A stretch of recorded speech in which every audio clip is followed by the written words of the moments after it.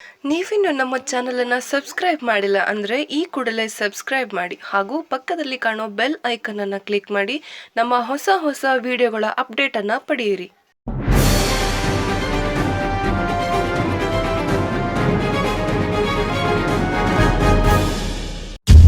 ಇತಿಹಾಸ ಪುಟ ಸೇರಲಿದೆಯಾ?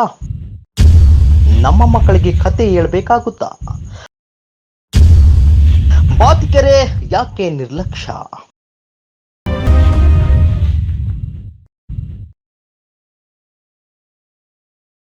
ಭಾರತ ಸರ್ಕಾರ ಸ್ಮಾರ್ಟ್ ಸಿಟಿ ಯೋಜನೆಯಲ್ಲೇ ದಾವಣಗೆರೆ ಮೊದಲನೆಯದು. ಆದರೆ ಅಭಿವೃದ್ಧಿಯ ಸ್ಪೀಡ್ ನೋಡಿದ್ರೆ ಆಮೆ ನಡೆದಂತೆ ಸಾಗುತ್ತಿದೆ. ಅನುದಾನ ಬಿಡುಗಡೆಯಾದ್ರೂ ಬಿಡುಗಡೆಯಾದ ಹಣ ಸಮರ್ಪಕವಾಗಿ ಬಳಕೆ ಮಾಡುತ್ತಿಲ್ಲ. ಹಾಗಾದ್ರೆ ಜನಾಧಿಕಾರಿಗಳು, ಶಾಸಕ, ಸಚಿವರು ಏನ್ ಮಾಡ್ತಾ ಇದ್ದಾರೆ? ದಾವಣಗೆರೆಯ ಪ್ರತಿಷ್ಠಿತ ಸಿದ್ಧಗಂಗಾ ಶಾಲೆಯ ಹಿಂಭಾಗ ಒಂದು ಕೆರೆಗಿತ್ತು. ಈಗ ಆ ಕೆರೆ ಇತಿಹಾಸವಾಗಿದೆ. ನಮ್ಮ ಮಕ್ಕಳಿಗೆ ಈಗ ಕಥೆಯಾಗಿ ಹೇಳಬೇಕು. ಈಗ ಆ ಜಾಗ ಕಟ್ಟಡಗಳ ಪ್ರದೇಶವಾಗಿದೆ. ಇದೇ ರೀತಿ ಮುಚ್ಚಿರುವ ಕೆರೆಗಳ ಕುರುಹು ಇಲ್ಲದಂತಾಗಿದೆ. ಇದೇ ಪರಿಸ್ಥಿತಿ ಬಾತಿ ಕೆರೆಗೂ ಬರುತ್ತಿದೆಯಾ? ದಾವಣಗೆರೆ ಹಾಗೂ ಹರಿಹರ ಈಗಾಗಲೇ ಅವಳಿ ಸಿಟಿ ಅನ್ನುವ ಹೆಸರು ಪಡೆಯುತ್ತಿದೆ. ಈ ಎರಡು ನಗರ ಪ್ರದೇಶಗಳ ಮಧ್ಯೆ ಬರುವ ಬಾತಿ ಪ್ರದೇಶದ ಬಾತಿ ಕೆರೆ. ಮನಸ್ಸು ಮಾಡಿದ್ರೆ ಸರ್ಕಾರ ಈ ಕೆರೆಯನ್ನ ರಾಜ್ಯದಲ್ಲೇ ಮಾದರಿ ಕೆರೆಯಾಗಿ ನಿರ್ಮಿಸಬಹುದು. ಅದು ಏಕೆ ಅಂತೀರಾ? ಒಂದು ಕಾಲದಲ್ಲಿ ದಾವಣಗೆರೆ ನೀರಿನ ಬರ ಬಂದಾಗ ಇದೇ ಬಾತಿ ಕೆರೆಯಿಂದ ನೀರು ಪೂರೈಸಲಾಗ್ತಾ ಇತ್ತು.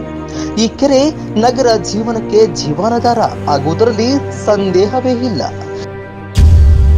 ರಾಜಕಾರಣಿಗಳು ರಾಜಕಾರಣ ಮಾಡ್ತಿದ್ದಾರ? ದಾವಣಗೆರೆಯ ಕುಂದುವಾಡ ಕೆರೆಯನ್ನ ಈ ಹಿಂದೆ ಎಸ್ ಮಲ್ಲಿಕಾರ್ಜುನ್ ರವರು ಸಚಿವರಾಗಿದ್ದಾಗ ಕುಂದುವಾಡ ಕೆರೆಯನ್ನ ಅಭಿವೃದ್ಧಿ ಪಡಿಸಿದ್ರು. ಅಲ್ಲದೆ ಬಾತಿ ಕೆರೆಯನ್ನ ಅಭಿವೃದ್ಧಿ ಪಡಿಸುವುದಕ್ಕೆ ಆಸಕ್ತಿ ಕೂಡ ತೋರಿದ್ರು. ಅವರ ಅಧಿಕಾರದ ನಂತರ ಬಂದ ಯಾವುದೇ ಅಧಿಕಾರ ಪಕ್ಷಗಳು ಈ ಕೆರೆಯ ಅಭಿವೃದ್ಧಿಗೆ ನಿರ್ಲಕ್ಷ್ಯ ವಹಿಸುತ್ತಿದ್ದಾರೆ. ಆಕ್ಸಿಡೆಂಟ್ ಆದಾಗ ಮಾತ್ರ ಎಚ್ಚೆತ್ತುಕೊಳ್ಳುತ್ತಾ ಈ ಸರ್ಕಾರ. ಕೆರೆ ಒಂದೇ ಅಲ್ಲ, ಸುಮಾರು 1 ಕಿಲೋಮೀಟರ್ ಉದ್ದವಿರುವ ಕೆರೆ ಏರಿ ದಿವ್ಯ ನಿರ್ಲಕ್ಷ್ಯಕ್ಕೆ ಒಳಗಾಗಿದೆ. ಇಲ್ಲಿ ಪ್ರತಿದಿನ ಸುಮಾರು ಸಾವಿರಾರು ವಾಹನಗಳು ಓಡಾಡ್ತಾ ಇದ್ದಾವೆ. ಮಾರ್ಗದಲ್ಲಿ ವಾಹನ ಸವಾರರು ಸ್ವಲ್ಪ ಯಾಮಾರಿದ್ರು ಕೂಡ ಕೆರೆಯಲ್ಲಿ ಬೀಳುವುದು ಖಂಡಿತ.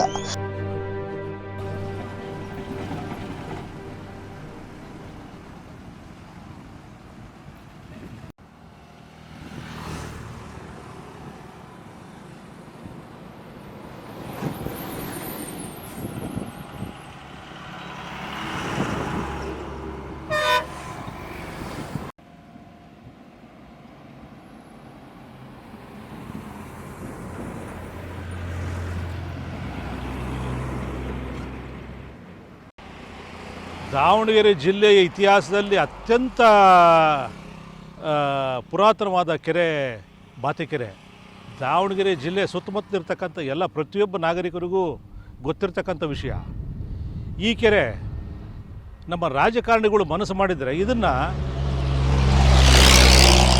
ರಾಜ್ಯದಲ್ಲಿ ಮಾದರಿ ಕೆರೆಯಾಗಿ ಮಾಡ್ಬೋದಾಗಿತ್ತು ಅಂತ ಅವಕಾಶಗಳಿದ್ವು. ಹಿಂದೆ ಎಸ್ ಮಲ್ಲಿಕಾರ್ಜುನ್ ಅವರು ಸಚಿವರಾದಾಗ ಇದ್ರ ಬಗ್ಗೆ ಆಸಕ್ತಿ ತೋರಿಸಿದರು. ಅದ ನಂತರ ಅದು ಆಡಳಿತ ಪಕ್ಷಗಳು ಬೇರೆ ಬೇರೆ ಬಂದಿದ್ದರಿಂದ ಇದು ಎಲ್ಲೋ ಒಂದು ಹತ್ರ ನಿಲ್ತು ಅಂತ ಒಂದು ನಮ್ಮ ಭಾವನೆ. ಈ ಬೀದಿ ಮೇಲೆ ಲಕ್ಷಾಂತರ ಜನ ಹಗಲು ರಾತ್ರಿ ಓಡಾಡೋಂಥ ಈ ಸ್ಥಳ, ರಾಜ್ಯದ ಮುಖ್ಯಮಂತ್ರಿಗಳಿಂದ ಹಿಡಿದು ರಾಜ್ಯದ ಪ್ರತಿಯೊಬ್ಬ ರಾಜಕಾರಣಿಗಳು ಓಡಾಡಿರ್ತಕ್ಕಂಥ ಸ್ಥಳ, ಚಿರಪರಿಚಿತವಾದಂಥ ಸ್ಥಳ. ಈ ಕೆರೆನ ಯಾವತ್ತೂ ಅಂತಾರಾಷ್ಟ್ರೀಯ ಮಟ್ಟಕ್ಕೆ ತಗೊಂಡೋಗೋಂಥ ಇದರಲ್ಲಿ ಇದನ್ನು ಮಾಡ್ಬೋದಾಗಿತ್ತು. ಇದುವರೆಗೂ ಬಂದಿರತಕ್ಕಂಥ ಯಾವ ಡಿ ಸಿಗಳು ಕೂಡ ಇದ್ರ ಬಗ್ಗೆ ಕಳಕಳಿಯನ್ನು ತೋರ್ಪಡಿಸಿದರೆ ವಿನಃ ಕಾರ್ಯಗತವಾಗಿ ಯಾರೂ ಕೆಲಸ ಮಾಡಲಿಲ್ಲ. ಮುಂದಿನ ಪೀಳಿಗೆಗೆ ಈ ಕೆರೆನ ಉಳಿಸ್ಬೇಕಾಗಿದೆ. ನಾವು ಈ ಕೆರೆಗೆ ಕಾಯಕಲ್ಪವನ್ನು ಮಾಡಿದರೆ, ಈ ಕೆರೆನ ಮಾದರಿ ಕೆರೆಯನ್ನಾಗಿ ಮಾಡಿದರೆ ಪ್ರತಿ ಭಾನುವಾರ ಲಕ್ಷಾಂತರ ಜನ ಬಂದು ಹೋಗೋಂಥ ಪ್ರೇಕ್ಷಣೀಯ ಸ್ಥಳ ಮಾಡ್ಬೋದಾಗಿದೆ ಈ ಕೆರೆ. ಯಾಕೆಂದರೆ ನಗರಕ್ಕೆ ತುಂಬ ಹತ್ತಿರವಾಗಿರ್ತಕ್ಕಂಥ ಕೆರೆ. ಸಾಕಷ್ಟು ಜೀವ ಸಂಕುಲಗಳು ಕೂಡ ಇದರಲ್ಲಿ ಇದ್ದಾವೆ. ಈ ಹಿಂದೆ ನಾವು ಚಿಕ್ಕವರಾಗಿದ್ದಾಗ ಬೇಸಿಗೆ ಕಾಲಕ್ಕೆ ಹರಿಹರದ ಹೊಳೆ, ನಂತರ ಬಾತಿ ಕೆರೆಯಿಂದ ನೀರನ್ನ ಶಿಫ್ಟ್ ಮಾಡ್ತಾಯಿದ್ರು. ತದನಂತರ ಎಸ್ ಮಲ್ಲಿಕಾರ್ಜುನ್ ಅವರು ಬಂದ ಮೇಲೆ ಕುಂದುವಾಡ ಕೆರೆಯನ್ನು ಅದನ್ನು ವಿಸ್ತೀರ್ಣ ಮಾಡಿ ಮತ್ತು ಅದನ್ನು ಅಭಿವೃದ್ಧಿಪಡಿಸಿದ ನಂತರ ಈ ಕೆರೆ ನೀರನ್ನು ಹೆಚ್ಚಾಗಿ ಯಾರು ಬಳಸ್ತಾ ಇಲ್ಲ ಅಂತ ನಮ್ಮ ಭಾವನೆ. ನಮ್ಮ ರಾಜಕಾರಣಿಗಳಿಗೂ ಮತ್ತು ಜಿಲ್ಲಾಡಳಿತಕ್ಕೂ ನಾನು ಈ ಮೂಲಕ ಒಂದು ವಿಷಯ ಹೇಳೋಕ್ಕೆ ಹೇಳ್ತಾ ಇದ್ದೀನಿ. ಕರ್ನಾಟಕ ರಾಜ್ಯದಲ್ಲಾಗಲಿ ಹಿಂದೆ ಮಂಡ್ಯದಲ್ಲಿ 2 ವರ್ಷದ ಕೆಳಗೆ ಒಂದು ಬಸ್ ಬಿತ್ತು. ಹಲವಾರು ವರ್ಷಗಳ ಹಿಂದೆ ದೇವರಬೆಳಕೆರೆ ಇದರಲ್ಲಿ ಡ್ಯಾಮಲ್ಲಿ ಕೂಡ ಒಂದು ಬಸ್ ಬಿತ್ತು. ಅವಾಗ ಮಾತ್ರ ಜಿಲ್ಲಾಡಳಿತ ಚುರುಕಾಗುತ್ತೆ. ಹೌದು, ನೂರಾರು ಜನ ಸತ್ರ ಮಾತ್ರ ಇಲ್ಲಿ ನಮ್ಮ ರಾಜಕಾರಣಿಗಳು ಕಣ್ಣು ತೆಗೆಯುವಂಥ ಪರಿಸ್ಥಿತಿ ನಿರ್ಮಾಣ ಆಗಿದೆ. ಕಣ್ಣಿದ್ದು ಕುರುಡ್ರಲ್ಲ, ಕಣ್ಣಿದ್ರು ಮೂಕರು ಕುರುಡ್ರು ಎರಡೂ ಆಗಿ ವರ್ತಿಸ್ತಾ ಇದ್ದಂಥ ರಾಜಕಾರಣಿಗಳು ನಮಗಿದ್ದಾರೆ. ಮನಸ್ಸು ಮಾಡಿದರೆ ಇವತ್ತಿನ ದಿವಸ ಇದನ್ನು ಯಾವ ಮಟ್ಟಕ್ಕೆ ಬೇಕಾದರೂ ಬೆಳೆಸ್ಬೋದಾಗಿತ್ತು. ಇದನ್ನು ಕೆರೆ ವಿಸ್ತೀರ್ಣ ಮಾಡಿ ಹೂಳು ತೆಗೆಸಿ ಇದನ್ನು ಪ್ರೇಕ್ಷಣೀಯ ಸ್ಥಳ ಮಾಡಿದರೆ ಭಾಳ ಸರ್ಕಾರಕ್ಕೂ ಮತ್ತು ನಗರ ಪಾಲಿಕೆಗೆ ಸಿಕ್ಕಾಪಟ್ಟೆ ಆದಾಯ ಬರ್ತಕ್ಕಂಥ ಸ್ಥಳ ಇದು. ಜನಗಳ ಜೊತೆಗೆ ಜಾನುವಾರುಗಳು ಕೂಡ ಸಾಕಷ್ಟು ಸಾರಿ ಬಿದ್ದಿದ್ದಾರೆ. ಜಾನುವಾರುಗಳು ಅದು ಮೇವು ಅಂತ ಭಾವಿಸ್ಕೊಂಡು ಅದ್ರ ಮೇಲೆ ಹೋಗಿ ಜಾನುವಾರುಗಳು ಎಷ್ಟೋ ಹೋಗಿರೋಂಥ ನಿದರ್ಶನಗಳಿದ್ದಾವೆ. ಈಗ ದಾವಣಗೆರೆಗೆ ಮಹಾನಗರ ಪಾಲಿಕೆಗೆ ನಮ್ಮ ಸ್ನೇಹಿತರೇ ಆದಂಥ ಅಜಯ್ ಕುಮಾರ್ ಅವರು ಕಾರ್ಪೊರೇಟರ್ ಆಗಿದ್ದಾರೆ. ಅವರು ಮನಸ್ಸು ಮಾಡಿದರೆ ಐಕಾನ್ ಅವರು ಯುವಕರು ಇದ್ದಾರೆ. ಜೊತೆಗೆ ನಮ್ಮ ಅತ್ಯಂತ ಜನಪ್ರಿಯ MP ಆದಂಥ ಸಿದ್ದಣ್ಣವರು ಇದ್ದಾರೆ.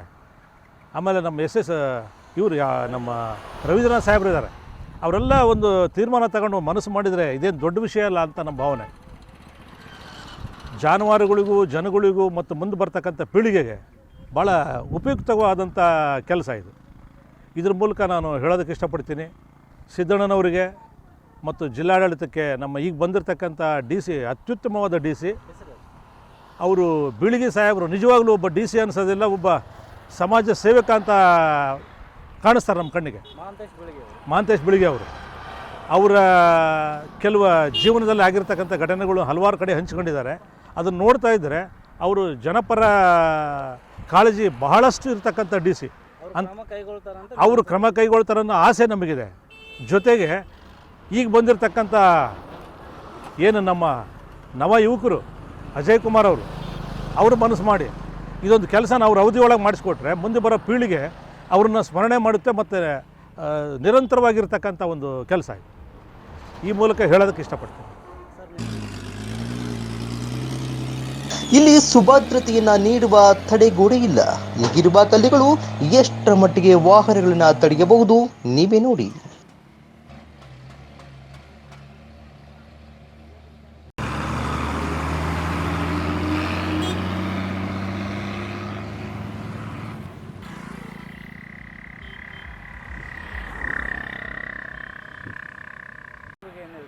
ಸರ್ ಅದು ರೀಸೆಂಟಾಗಿ ಆಗಿರೋದು ಅಂದರೆ ಮೊದಲೆಲ್ಲ ಚೆನ್ನಾಗಿತ್ತು. ಅದು ಈಗ ರೀಸೆಂಟಾಗಿ 2-3 ವರ್ಷ ಆಯ್ತು ಮಾಡೋಕತ್ತಿ. ಅದನ್ನು ಬರ್ತಾ ಅದನ್ನೇ ಮಾಡ್ಕೊಂತ ಬಂದರೆ ಕೆರೆ ಅನ್ನೋದು ಇರೋದೇ ಇಲ್ಲ ದಾವಣಗೆರೆಗೆ. ಇದೊಂದು ಮೊನ್ನೆ ರೀಸೆಂಟಾಗಿ ಇರೋದಂದರೆ ಬಾತಿಕೆರೆ, ಇದು ಕುಂದೋಡ್ ಕೆರೆ ಅಂತ ಇರುತ್ತೆ. ಅದು ಚೆನ್ನಾಗಿದೆ ದಾವಣಗೆರೆಗೆ, ನೀರು ಅನುಕೂಲ ಆಗಲಿ.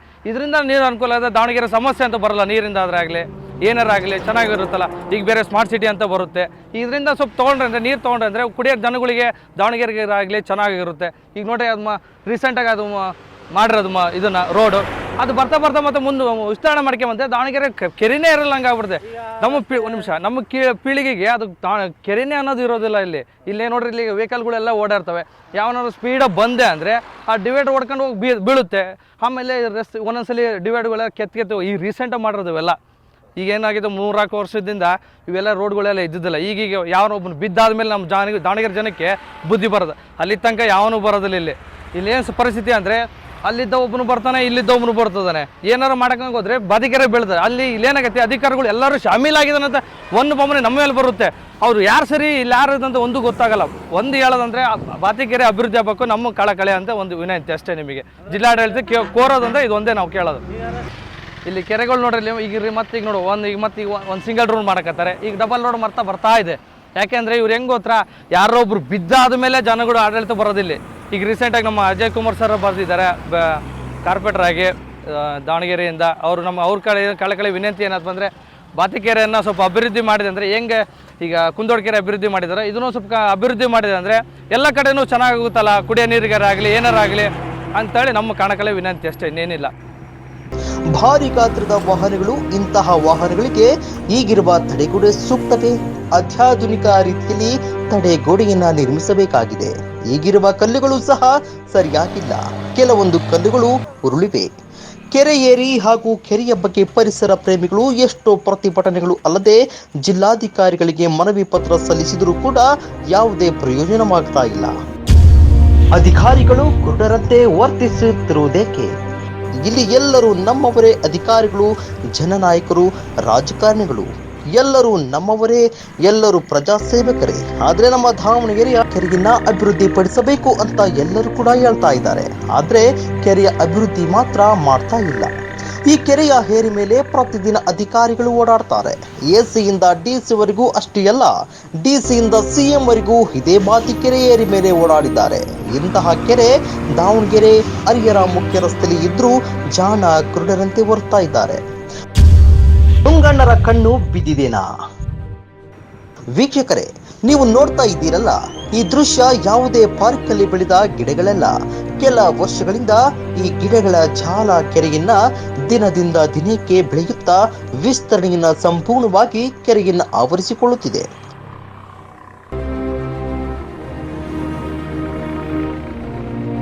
ನೋಡಿ ವೀಕ್ಷಕರೇ, ಕೆರೆಯ ಪಕ್ಕದಲ್ಲಿ ಒಂದು ಕಾಲುನಡಿಗೆಯ ರಸ್ತೆಯಂತಿದೆ. ಸುಮಾರು 3 ವರ್ಷಗಳ ಹಿಂದೆ ಇಲ್ಲಿ ಯಾವುದೇ ರಸ್ತೆಗಳು ಇರಲಿಲ್ಲ. ಆದ್ರೆ ಈಗ ಇಲ್ಲಿ ರಸ್ತೆಯಾಗಿದೆ. ಇದು ಕಾಲುನಡಿಗೆಯ ರಸ್ತೆ. ಇನ್ನು ಕೆಲವು ದಿನಗಳ ನಂತರ ಈ ರಸ್ತೆ ಇನ್ನು ಅಗಲೀಕರಣವಾಗಬಹುದು. ಕೆರೆಯು ವಿಸ್ತೀರ್ಣದಲ್ಲಿ ಕಡಿಮೆಯಾಗಬಹುದು. ಅಲ್ಲದೆ ಮುಖ್ಯ ರಸ್ತೆ ಪಕ್ಕದಲ್ಲೇ ಇರುವುದರಿಂದ ಕಾಣದ ಕೈಗಳು ಈ ಜಾಗದಲ್ಲಿ ಲಾಬಿ ಮಾಡಬಹುದು. ವೀಕ್ಷಕರೇ, ಬಾತಿ ಕೆರೆಯನ್ನ ಪ್ರವಾಸಿಗರ ತಾಣವಾಗಿ ಮಾಡಬಹುದು. ಇಲ್ಲಿಯ ನೀರನ್ನ ಬಹುಪಯೋಗಿ ಕೆಲಸಗಳಿಗೆ ಉಪಯೋಗಿಸಿಕೊಳ್ಳಬಹುದು. ಇಂತಹ ಪರಿಸರವನ್ನ ಉಳಿಸಿ ಬೆಳೆಸುವ ಯೋಜನೆಯನ್ನ ತರುವುದಾದರೂ ಯಾರು? ಇನ್ನಾದರೂ ಪ್ರಭಾವಿ ರಾಜಕಾರಣಿಗಳು, ಅಧಿಕಾರಿಗಳು ಅನಾಹುತ ಆಗುವ ಮೊದಲು ಇತ್ತ ಕಡೆ ಗಮನ ಹರಿಸಿ ಬಾತಿಕೆರೆ ಅಭಿವೃದ್ಧಿಯ ಯೋಜನೆಯನ್ನ ಬಹುಬೇಗ ಮಾಡಲಿ ಅನ್ನುವ ಬಯಕೆ ನಮ್ಮದಾಗಿದೆ. ವೀಕ್ಷಕರೇ, ನೋಡಿದ್ರಲ್ಲ ಬಾತಿಕೆರೆಯ ನಿರ್ಲಕ್ಷ್ಯದ ಮಾಹಿತಿಯನ್ನ. ಇಂತಹ ಇನ್ನು ಹಲವಾರು ಕಾರ್ಯಕ್ರಮಗಳನ್ನ ಮಾಡುವುದಕ್ಕೆ ನಿಮ್ಮ ಬೆಂಬಲವೇ ಕಾರಣ. ನಮ್ಮ ಸಿ ಕನ್ನಡ ಚಾನೆಲ್ ಅನ್ನ ಸಬ್ಸ್ಕ್ರೈಬ್ ಮಾಡಿ ಹಾಗೂ ಬೆಲ್ ಐಕಾನ್ ಕ್ಲಿಕ್ ಮಾಡಿ ಹಾಗೂ ಶೇರ್ ಮಾಡಿ. ವಿಶೇಷ ವಿಷಯದೊಂದಿಗೆ ಭೇಟಿಯಾಗೋಣ ಸ್ನೇಹಿತರೆ.